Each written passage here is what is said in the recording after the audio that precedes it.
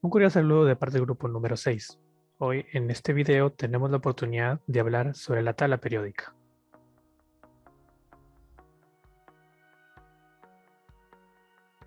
Los objetivos de este experimento son para explicar los grupos y periodos en la tabla periódica que está en uso hoy en día, clasificar los elementos según su posición y propiedades en el sistema periódico, clasificar los elementos como metales.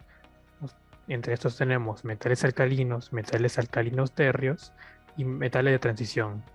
Luego tenemos los no metales, semimetales y gases nobles. Para explicar las tendencias generales de cambio en las propiedades periódicas. Para hacer coincidir la tabla periódica y las reacciones de los elementos. Y como ganancias tenemos estudiar las distribuciones de elementos en orbitales atómicos. Aquí podemos observar el avance de la tabla periódica a lo largo de los años, desde el año 1000 hasta llegar al año 2019, la cual es la tabla periódica que conocemos hasta hoy en día. La tabla periódica está preparada para agrupar elementos según sus propiedades similares. A lo largo de la historia, los elementos se han clasificado de acuerdo con sus muchas propiedades. Entre estas clasificaciones, la más cercana a la tabla periódica moderna en uso hoy en día, que está ordenada por número atómico, que usamos hoy en día, es la tabla periódica de Mendeleev, que se ordena según la masa atómica. El físico inglés Henry Moseley determinó que encontró los números atómicos de varios elementos en sus experimentos con rayos X. Demostró que las propiedades físicas y químicas de los elementos no dependen de la masa atómica, sino del número atómico, el cual es el mismo que el número de protones, y así se formó la tabla periódica moderna. Como podemos observar aquí, las columnas verticales de la tabla periódica se denominan grupos y las filas horizontales se denominan periodos. Hay 7 periodos y 18 grupos en total. Hay 14 elementos en 2 filas en la parte inferior de la tabla periódica. Estos están en el periodo 6 y 7, los cuales son los lantánidos y los actínidos. Las propiedades físicas y químicas de los elementos en cada grupo son similares. Las propiedades de los elementos cambian dentro de cada periodo. De acuerdo con estos cambios, a medida que se mueve de izquierda a derecha en el mismo periodo, el rayo atómico disminuye. La energía de ionización, que es la energía requerida para crear un ion cargado positivamente mediante la eliminación de electrones de un átomo neutro gaseoso, aumenta de izquierda a derecha a lo largo del periodo y disminuye de arriba a abajo en todo el grupo. La afinidad electrónica, que es el cambio de energía cuando un átomo neutro en forma gaseosa adquiere electrones y forma un ion cargado negativamente, aumenta en el mismo periodo de izquierda a derecha, pero disminuye de arriba a abajo en el mismo grupo. La capacidad de un átomo para atraer electrones de enlace hacia sí mismo se llama electronegatividad. Esta característica aumenta de izquierda a la derecha durante todo el periodo y de arriba a abajo en todo el grupo.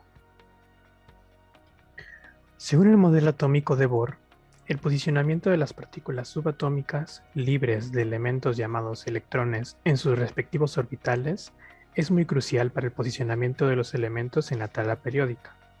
Según los orbitales que ocupan los electrones de valencia, los elementos del grupo 1 y 2 se clasifican como S, el subnivel Sharp. Del grupo 3 al grupo 12, los elementos se clasifican como P, subnivel principal. Del grupo 13 al grupo 18, los elementos se clasifican como D, el subnivel difuso.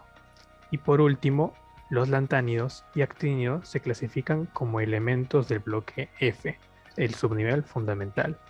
Los desplazamientos de los electrones de sus respectivos orbitales determinan la absorción o emisión de energía del elemento transportado por la partícula elemental llamada fotón.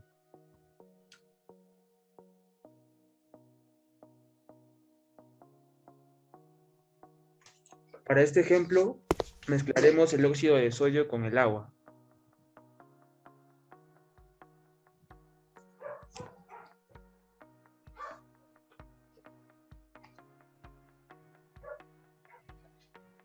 Y como respuesta vamos a obtener el hidróxido de sodio.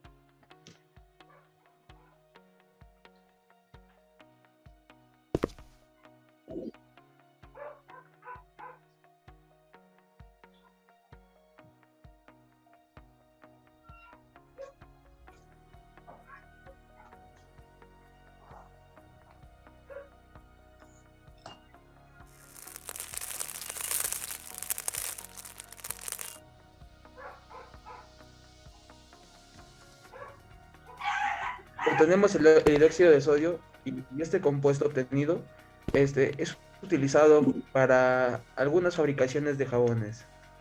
A continuación doy el pase a mi compañero. Bueno, compañeros, continuando con la explicación, vamos a hacer otro ejemplo, por lo cual vamos a utilizar silicio y oxígeno. El silicio es un elemento no metálico y el oxígeno también es un elemento no metálico. Tenemos 2 de oxígeno y 1 de silicio para hacer nuestra mezcla. Y obtenemos unas partículas de óxido de silicio que son mayormente utilizadas en la elaboración de vidrios. Muchas gracias, compañeros.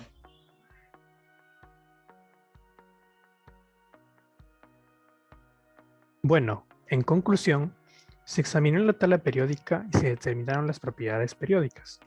Los elementos se clasificaron de acuerdo con sus propiedades en la tabla periódica. Las moléculas se formaron haciendo reaccionar los elementos en ciertas proporciones y se aprendieron las propiedades físicas y químicas de las moléculas formadas. Muchas gracias.